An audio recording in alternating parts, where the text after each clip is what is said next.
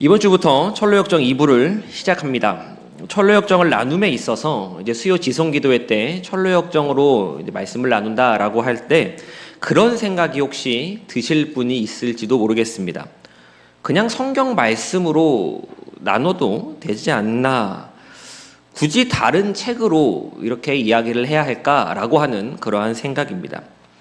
이는 타당한 생각이라고 할 수 있습니다. 우리의 교과서는 오직 성경 66권밖에 없습니다.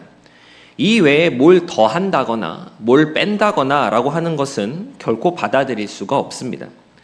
그렇다면 이 수요 지성기도회로 모여서 우리가 왜 철로역정을 나누는가 라고 한다면 이 철로역정을 포함한 기독교 고전들을 통틀어서 말씀을 드리는 것인데, 이러한 것들을 읽고 나누는 것은 하나님의 말씀인 성경을 조금 더 이해하기 쉽도록 이야기라고 하는 형식으로 풀어내어 우리가 성경을 읽고 또 성경을 듣고 또 성경을 배워감에 조금 더 유익하게 하기 위함이다라고 말씀드릴 수 있을 것 같습니다. 조금 더 실제적인 예를 들어드린다면 이러한 것들은 마치 전과와 같다라고 할 수 있습니다. 성도 여러분들께서도 전과 기억하시지요? 전과, 학교 다니실 때 이제 표준 전과, 동화 전과 이런 전과들이 있지 않았습니까? 저도 전과를 봤었던 세대입니다. 저는 이제 전과의 끝물 세대라고 생각을 했는데 좀 찾아보니까 지금도 여전히 전과가 나오고 있더라고요. 우리의 교과서는 따로 있습니다. 교과서는 성경 말씀이죠. 학교에서는 이 교과서로 수업을 합니다. 교과서의 내용을 배우는 것이죠. 그런데 전과를 보면 어떻습니까? 전과를 가리켜서 이것이 교과서다라고 말할 수는 없겠지만 교과서의 내용이 들어있으면서 도움도 되고 또 재밌기도 하고 그러지 않았습니까? 그냥 읽다 보면 재밌어서 다음 단원의 이야기, 아직 학교에서 배우지 않은 이야기까지 읽어가기도 하고, 때로는 전과를 베껴서 숙제를 내곤 했던 기억이 저에게도 남아 있습니다. 우리가 기독교 고전을 읽고 그 내용들을 함께 나누는 것, 또 함께 생각해 보는 것은 우리가 가지고 있는 성경 66권이 부족해서 그러는 것이 아니라 성경에서 말하는 내용들을 이렇게 삶의 현장에서 적용해 볼 수 있구나, 우리가 살면서 겪는 경험들 가운데 이렇게 또 생각해 볼 수 있구나, 또 이러한 방식으로 이 순례의 길 가운데 유혹이 닥쳐올 수 있구나 라고 하면서 우리의 사고의 폭을 넓히는 데 그 목적이 있다라고 말씀드릴 수 있습니다. 그래서 기독교 고전을 읽고 나누는 것이 의미 있는 것이고 우리의 신앙생활 가운데 도움을 준다라고 말할 수 있는 것입니다. 이번에는 철로역정 2부를 함께 시작합니다. 책을 읽어와야 한다라고 하는 것이 누군가에게는 그리 어렵지 않고 또 즐거운 일이 될 수도 있겠지만, 또 어떤 이들에게는 여러 가지 상황과 또 여건과 환경들로 인해서 무척이나 버겁고 고단한 일이 될 수도 있음을 잘 알고 있습니다. 책을 읽지 않고 오셔도 그 주에 나눌 내용들을 또 제가 간단히 말씀드리겠지만 읽고 오시면, 혹은 나누고 또 집에 돌아가셔서 다시금 읽으시면 더욱 큰 유익이 있을 줄 믿습니다. 저는 앞에 선 사람이기에, 함께 또 진행해 나가는 사람이기에 때때로 성도님들께 이 책을 들어 보이면서 책 읽어 오셨느냐라고 제가 몇 번 여쭙기도 하겠지만, 이로 인해서 너무 부담 갖지 마시고 나는 책을 못 읽었으니 가지 말아야겠다 하지 마시고 함께 기쁨으로 참석하셔서 또 교훈들을 함께 배워가시는 복된 시간이 되기를 간절히 소망합니다. 이제 책 이야기를 좀 해보도록 하겠습니다. 우리는 철로역정 그 가운데에서도 2부입니다.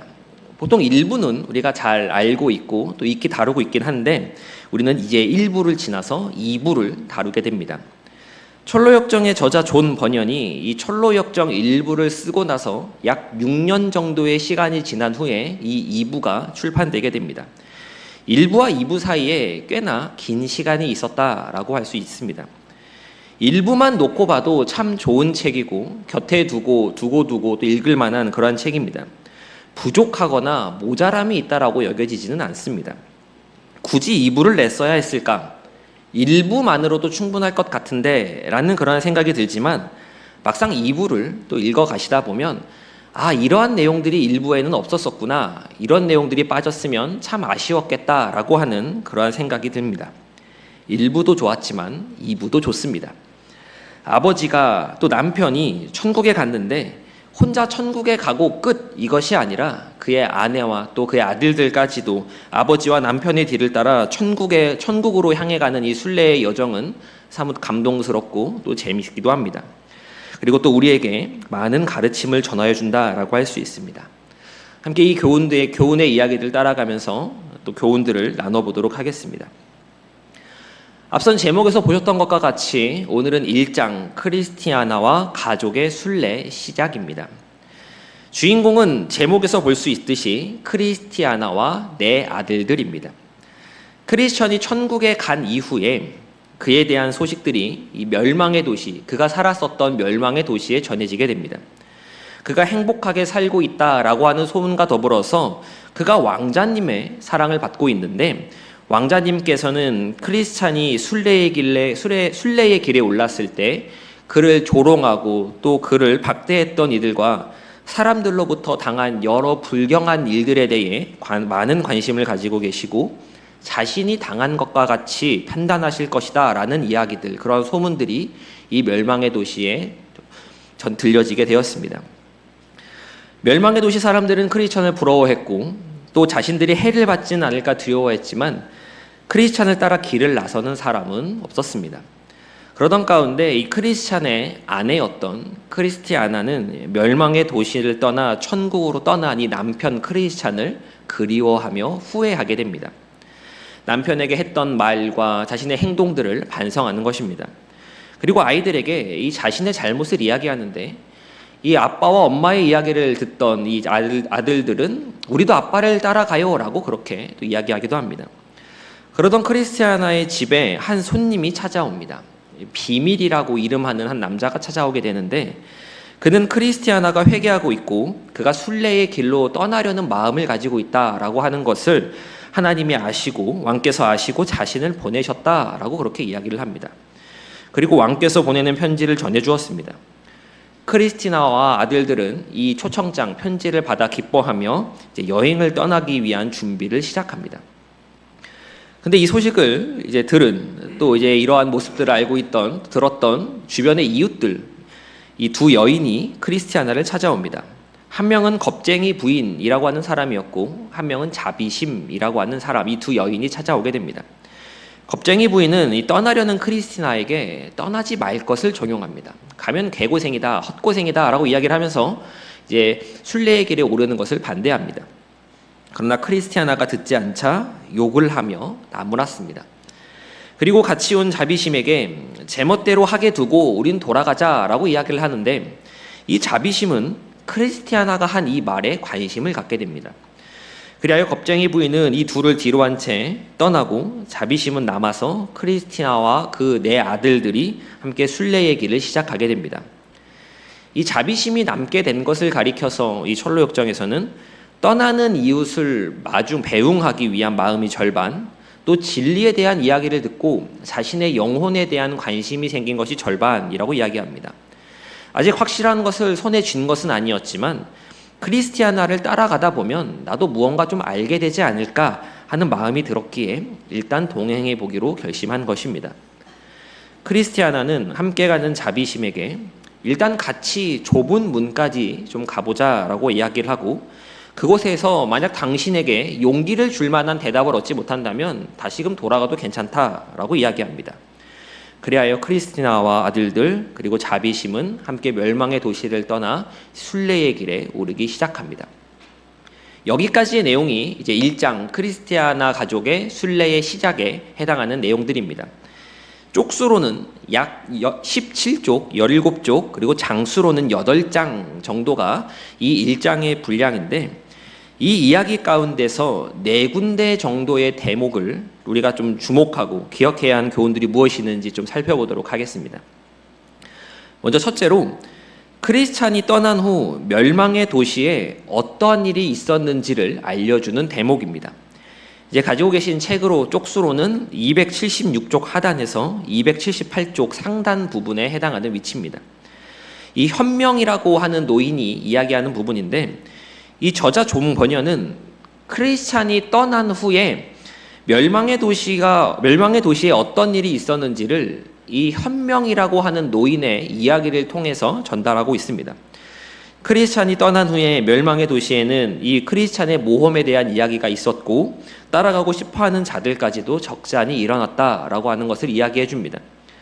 물론 대부분의 사람들은 여전히 적극적인 관심을 보이지는 않지만 과거 크리스찬을 욕하며 그가 미쳤다고 또 말하던 그런 사람들조차 이제 저기를 가야 하는 것이 아닐까라고 하는 그러한 생각을 하기 시작했다라고 이야기합니다.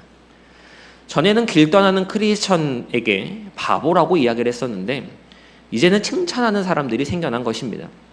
그러면서 머지않아 지금 크리스찬이 살고 있는 나라의 왕의 아들께서, 그러니까 왕자님이죠. 왕의 아들께서 이곳 멸망의 도시에 오시면 너희들은 왜 크리스찬을 그렇게 박대했냐라고 물으실 것이고 그 모든 일을 마치 왕자님 자신이 당한 것처럼 이들을 심판하실 것이다 라고 하는 그러한 불길한 소식들도 들려오게 되었습니다.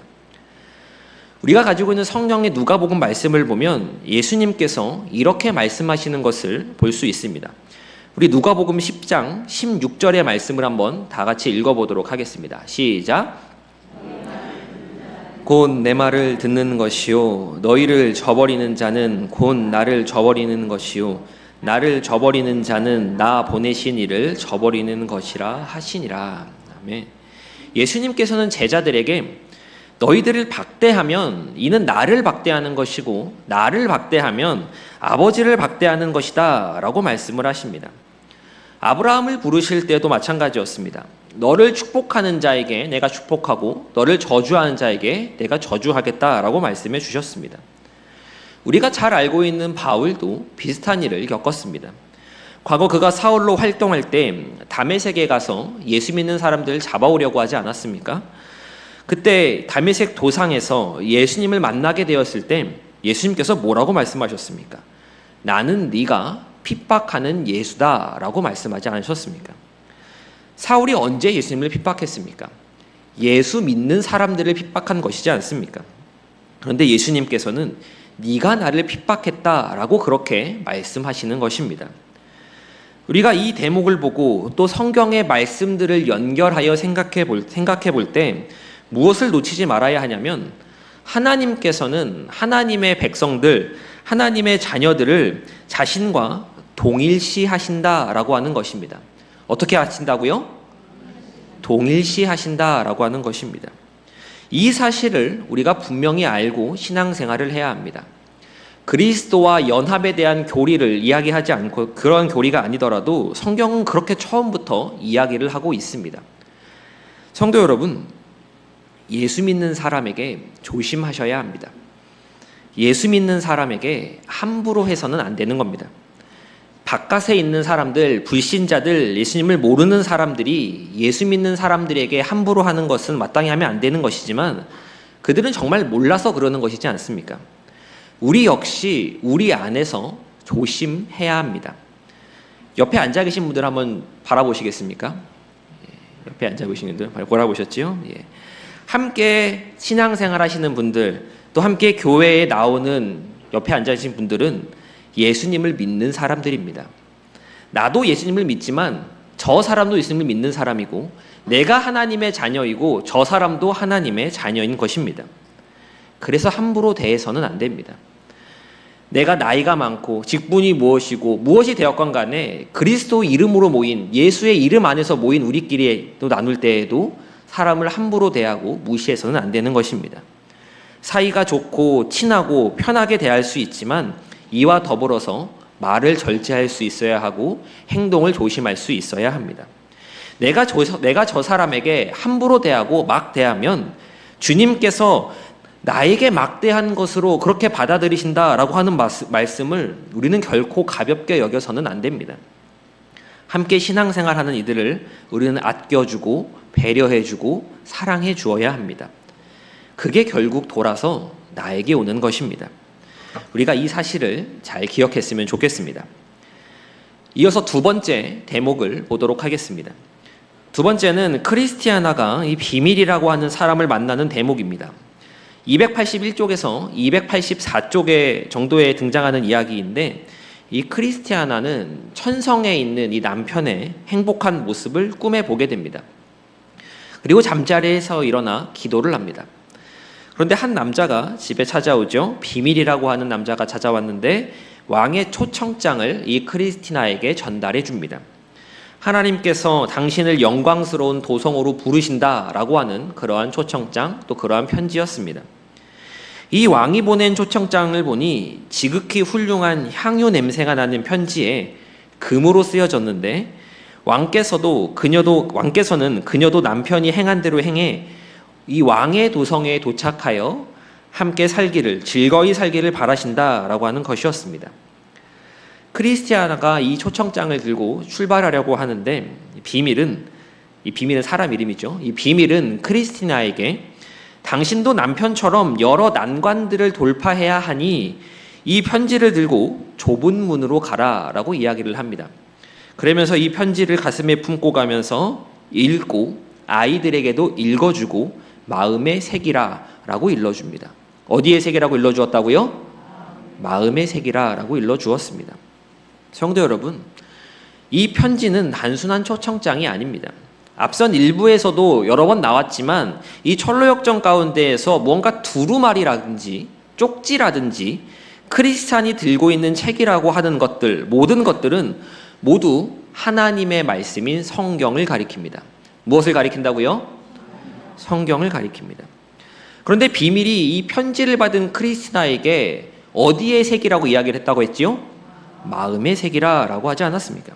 이것은 하나님의 말씀 없이는 우리가 인도함을 받을 길이 없다라고 하는 사실을 다시금 의미하는 것입니다.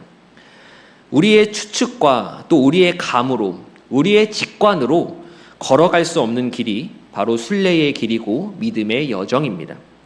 성도는 오직 성경을 바탕으로 하여 이 길을 걸어 나가야 합니다. 만약 어느 누가 성경과 다른 이야기를 한다면 그건 잘못된 것입니다. 수백 수천 명의 성도가 모인다고 해도 유튜브 구독자가 수만 명에 해당하는 사람이라고 해도 세계적으로 이름이 널리 알려진 그러한 사람이라고 해도 그 사람이 성경의 가르침과는 다른 이야기를 한다면 그건 아닌 겁니다. 성경도 기준 삼고 성경의 일부를 기준 삼는 것이 아닙니다. 성경 말씀을 빙자해서 내 생각과 내 가치관을 말하는 것도 아닙니다. 우리는 오직 기록된 하나님의 말씀만을 기준 삼아야 합니다. 그래야 이 길을 올바로 걸어갈 수 있습니다. 아멘이십니까? 그리고 이와 더불어서 주의 말씀을 들고 단위에 오르는 이 설교자들을 위해서도 우리는 기도할 수 있어야 합니다. 누구든지 성경을 읽고 또 성경의 내용들에 대해서 생각할 수 있지만 그 말씀을 풀어서 설명하는 것에 있어서는 조금 더 말씀을 전문적으로 배우고 공부한 이들이 할 수 있도록 하셨습니다. 그런데 이렇게 말씀을 전하는 이들도 똑같은 사람들입니다. 제가 강단에 오를 때마다 늘 하는 기도가 있습니다. 제가 하도 많이 해서 성도님들도 아실 텐데 부족한 자가 감히 주의 말씀을 들고 단위에 섰사오니 사람의 연약함은 십자가 뒤로 가리워 주시고 오직 하나님의 영광과 그리스도의 존귀만 나타나 복음이 힘있게 전하게 하여 주옵소서라고 하는 기도입니다. 제가 강단에 오를 때마다 이 기도를 빠뜨리지 않는 이유는 혹여나 제가 하나님의 말씀을 잘못 전하지는 않을까, 성경의 가르침과는 다른 이야기를 하지는 않을까 두렵기 때문입니다. 이처럼 사람은 연약함이 있고 부족함이 있으며 완전하지 못합니다. 그래서 늘 말씀 전하는 이들을 위해서 기도해야 하고 특별히 담임 목사님을 위해서 기도해야 합니다. 이것은 해도 되고 안 해도 되고가 아니라 반드시 해야 하는 성도의 의무이고 사명입니다. 그렇게 설교자들을 위한 기도가 결국은 나의 유익으로 돌아오기 때문에 그렇습니다. 오직 말씀만을 붙잡고 나아가시는 저와 서울제일교회 모든 성도님 되시기를 소망합니다. 이제 세 번째 대목입니다. 이 셋째는 크리스티아나가 자신을 말리려고 하는 이 겁쟁이 부인이라고 이제 나오는데, 참고로 이 겁쟁이 부인은 그 일부를 읽어보신 분들은 크리스찬이 그 아름다운 집, 옛날 한자어로는 미궁이라고 하는데, 이 아름다운 집 앞에 갔을 때 사자가 있으니 무서워서 나는 못 들어가겠어요 라고 하면서 도망쳐 나온 이 겁쟁이라고 하는 사람의 딸입니다. 그래서 겁쟁이 부인이라고 이제 이어서 나오는데 아내가 아니라 딸이라고 합니다. 아무튼 이 겁쟁이 부인과 대화를 나누는 부분입니다. 285쪽 하단 부분인데 여기서 크리스티아나는 이 겁쟁이 부인에게 나는 남편이 떠나자 마음이 무척 아팠는데 꿈에서 이를 보았다. 같이 했으면 얼마나 좋았을까. 이제 그 사람이 간 길을 내가 좀 따라가려고 한다라고 그렇게 이야기를 합니다. 크리스찬은 순례의 길을 걸어가다 마지막으로 죽음의 강을 건너 천성에 도착했습니다. 한마디로 이 땅에서의 삶을 다 살고 그 삶을 끝마쳤다라는 이야기입니다. 성도 여러분, 예수 그리스도를 믿는 우리 성도는 이 땅 가운데서 잘 살아야 합니다. 믿음으로 살아내고 복음을 삶으로 드러내며 살아야 합니다. 아멘이십니까? 그런데 이렇게 복음을 드러내며 삶으로 나타내며 사는 것과 더불어서 정말 중요한 것이 한 가지 더 있습니다. 그것은 잘 죽는 것입니다. 우리는 우리의 삶을 위해서도 기도해야 하지만 우리의 죽음을 위해서도 기도해야 합니다. 제가 다녔었던 이 총신신학대학원에서는 매년 특강 강사로 모시는 분이 있습니다. 매년 오시니까 졸업하기까지 3번 정도 그분을 보게 됩니다. 그분은 호스피스 사역을 하시는 목사님이십니다. 호스피스 사역이 무엇이냐면 죽음이 가까운 환자가 입원해서 마지막으로 임종을 할 수 있도록 잘 보내드릴 수 있도록 하는 돌보는 사역이 이 호스피스 사역입니다. 그 목사님이 하신 이야기가 이 사역을 하다 보면 목사나 장로, 권사 같은 교회의 직분자들이 이 호스피스 병원에 오기도 하고 태어나서 한 번도 교회를 가보지 않은 그러한 사람이 오기도 하는데 이 사람이 임종 직전에 정말 임종 직전에 갔을 때 예상하지 못한 반응들을 볼 때가 있다라고 하는 것이었습니다. 어떤 사람은 목사였는데도 죽음 앞에서 내 삶은 너무나 억울했다고 평생을 희생하고 이렇게 섬기고 했는데 이렇게 병으로 아파서 죽는다는 것이 너무나 서글프다고 삶을 한탄하는 그런 사람이 있었고 또 어떤 사람은 예수 소리만 들으면 경기를 일으킬 정도로 한 번도 교회 문턱을 밟아보지 않은 그러한 사람이 갑자기 자신은 세례받고 죽겠다고 목사님과 이야기를 좀 나누고 싶다라고 그렇게 말하는 사람도 있었다라고 합니다.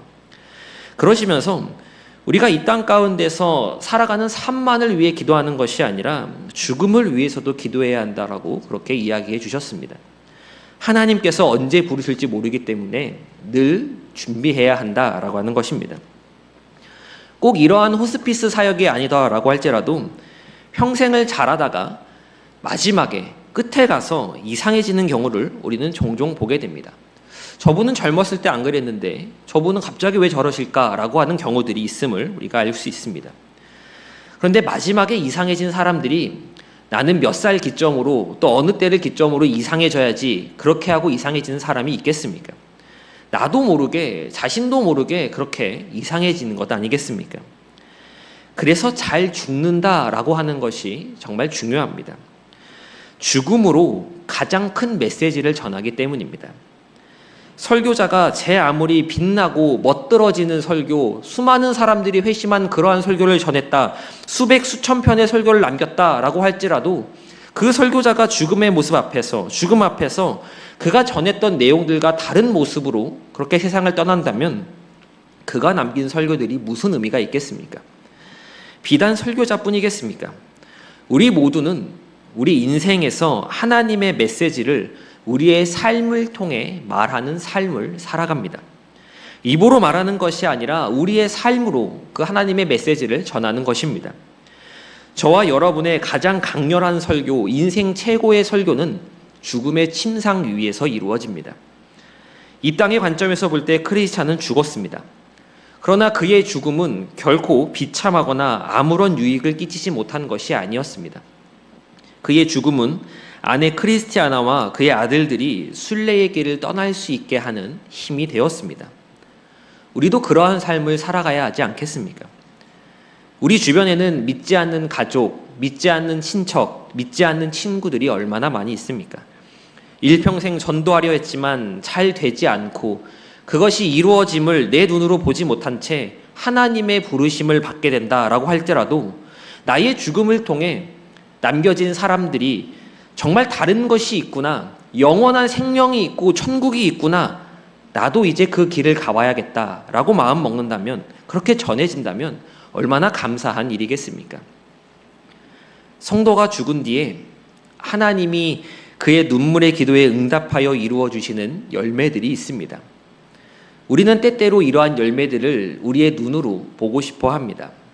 물론 이는 정상적이고 자연스러운 일입니다. 내가 믿지 않는 우리 아버지, 우리 어머니를 위해서 기도하고, 믿지 않는 배우자를 위해서 기도하고, 또 믿지 않는 자식들을 위해서 기도합니다. 내 살아 생전에 그것들을 좀 보았으면 좋겠다라고 우리는 그렇게 바랍니다. 크리스찬은 아내와 아이들이 순례의 길에 오르는 것을 보지 못했습니다. 그러나 하나님께서는 상상할 수 없는 은혜를 베푸셔서 그 열매를 거두셨습니다. 하나님께서 우리의 눈물을 병에 담으신다라고 하는 시편의 말씀은 우리의 기도가 결코 헛되지 않는다라고 하는 것을 의미하는 것입니다. 성도 여러분, 가족을 위해서 기도하고 계십니까?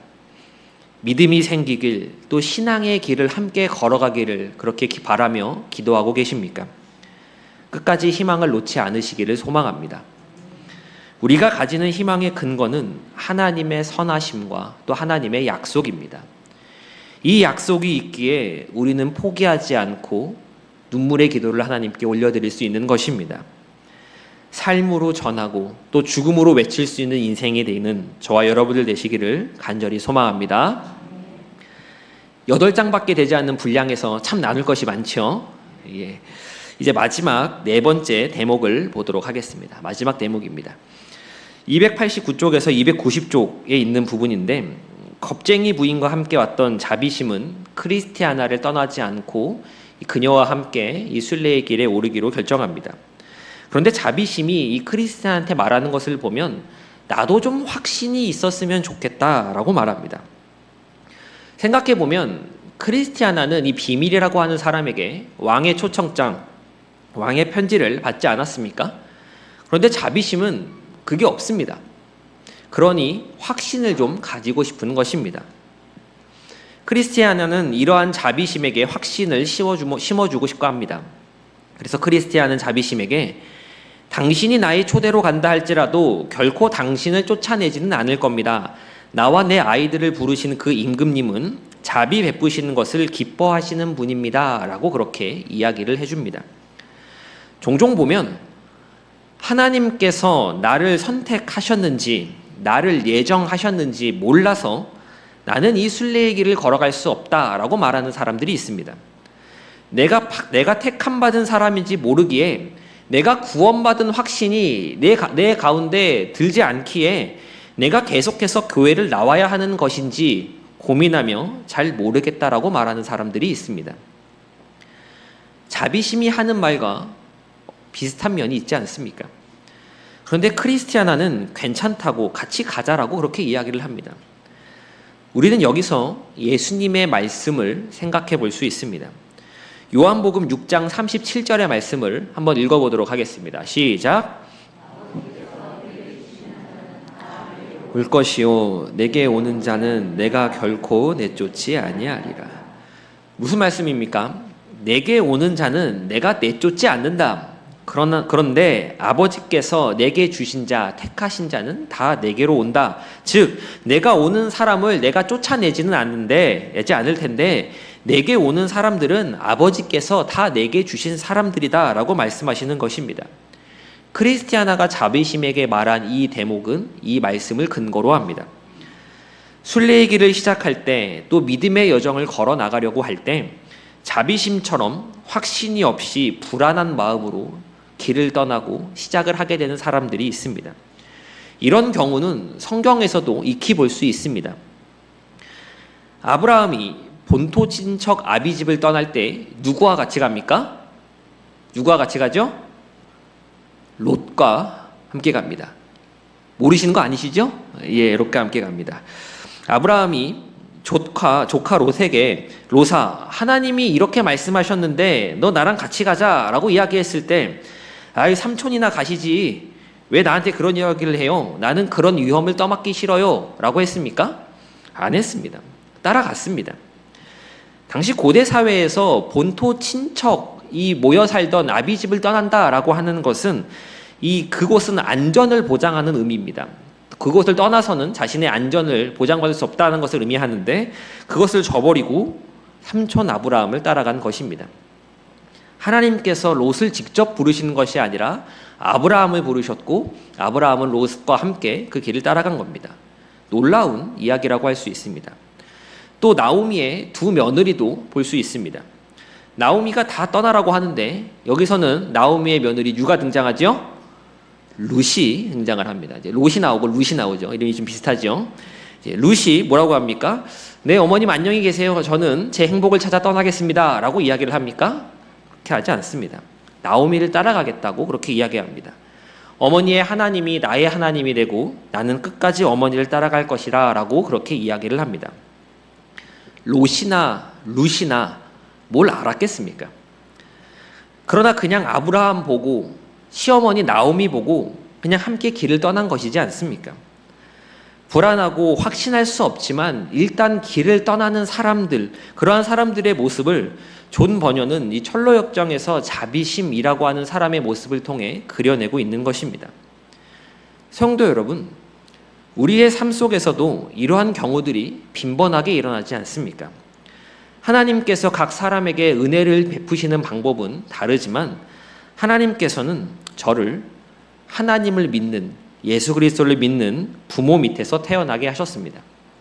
아무것도 모르는데 그냥 부모님이 교회 가라고 하니까 교회에 갔습니다.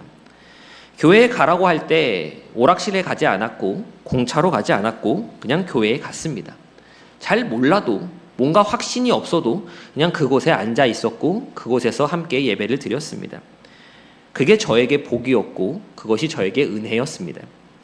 그랬기에 제가 지금 여기에 서 있을 수 있게 되었습니다. 성도 여러분들께서도 비슷한 경험이 있지 않으십니까?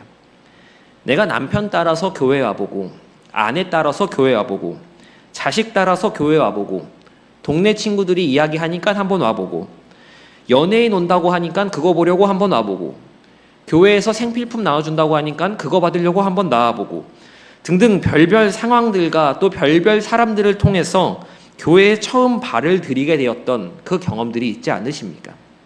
그것이 바로 은혜입니다. 그것이 하나님께서 내게 베푸신 복이고 나를 향한 하나님의 인도하심입니다. 우리는 이를 볼 수 있어야 합니다. 그리고 이와 더불어서 또 한 가지 생각해 볼 것은 하나님께서는 순례의 길을 걸어가고 있는 우리들을 또 다른 크리스티아나로, 또 다른 아브라함으로, 또 다른 나오미로 사용하실 수 있으시다라고 하는 것입니다. 같이 교회 좀 가자라고 이야기를 하면 바로 즉각적으로 싫다라고 이야기하는 사람이 있는 반면에 뒤로 슬쩍 와서 언제 가면 되는데 라고 하면서 그렇게 나도 한번 가볼까 하는 사람들이 있지 않습니까? 이것은 애나 어른이나 똑같습니다. 크리스티아나 때문에 자비심이 함께 갑니다. 아브라함 때문에 롯이 따라오고 나오미 때문에 룻이 따라옵니다. 그럼 크리스티아나로, 아브라함으로, 나오미로 살아가는 그러한 모습으로 살아가는 우리는 이 땅에서 어떻게 살아가야겠습니까? 아브라함이 평소에 조카 롯을 괴롭히고 때리다가 뭔가 못되게 굴다가 야 롯아 같이 가자라고 했을 때 롯이 같이 갔겠습니까? 나오미가 룻을 지독히도 못 살게 굴었는데 나오미에게 아무것도 남지 않았을 때 어머니를 따라가겠다라고 그녀가 그렇게 말했겠습니까? 내가 크리스티아나가 되고 내가 아브라함이 되고 내가 나오미가 되어서 다른 이들, 아직 확신이 없이 기웃기웃하는 이들, 그러한 사람들을 인도하려고 할 때 나의 모습이 그들 가운데 어떻게 비춰져야 하겠습니까? 그래서 우리는 늘 말과 행동을 조심하며 교양 있게, 수준 높게, 성실하고도 겸손하게 이 땅 가운데서 살아가야 하는 것입니다. 조금 손해보더라도, 조금 불만이 생기더라도 나에게 복 주시고 은혜로 인도하신 우리 주님을 생각하며 그것들을 참아낼 때에 그렇게 참는 모습을 보고 누군가는 주님 앞으로 나아오게 되는 것입니다. 그것이 복음에 합당한 삶입니다. 그러한 삶을 살아내시는 저와 서울제일교회 모든 성도님 되시기를 간절히 소망합니다. 이제 마무리하도록 하겠습니다. 오늘 4가지를 좀 살펴보았습니다. 내용이 많아서 잘 기억이 안 나시죠? 기억이 잘 나시나요? 예수 믿는 사람에게, 하나님의 자녀들에게 우리가 더욱더 조심하게 잘 해야 됨을 나눴었고, 오직 성경만 의지하여 이 순례의 길을 걸어가야 함을 나눴었고, 잘 사는 것과 더불어 잘 죽어야 한다라고 하는 것을 나눴었고, 그리고 마지막으로 자비심에 대한 이야기, 확신이 없는 이들에 대한 이야기도 함께 나눴었습니다. 이러한 4가지 내용들을 나누었을 때 무언가 마음에 걸리는 것이 있으시다면, 조금 더 기억에 남으시고 조금 더 생각이 드는 것이 있으신다면 하나님께서 가르침을 주시고 깨달음을 주시는 것이라 여기시고 그 부분을 조금 더 묵상하셨으면 좋겠습니다. 오랜만에 이 철로역정 첫 시작한다고 해서 제가 힘을 좀 많이 주었는데, 차차 힘을 빼면서 좀 더 재미있게 또 유익하게 함께 교훈들을 나누었으면 좋겠습니다. 다음 주에는 2장 좁은 문을 향해 가는 크리스티아나의 일행들을 함께 살펴보도록 하겠습니다.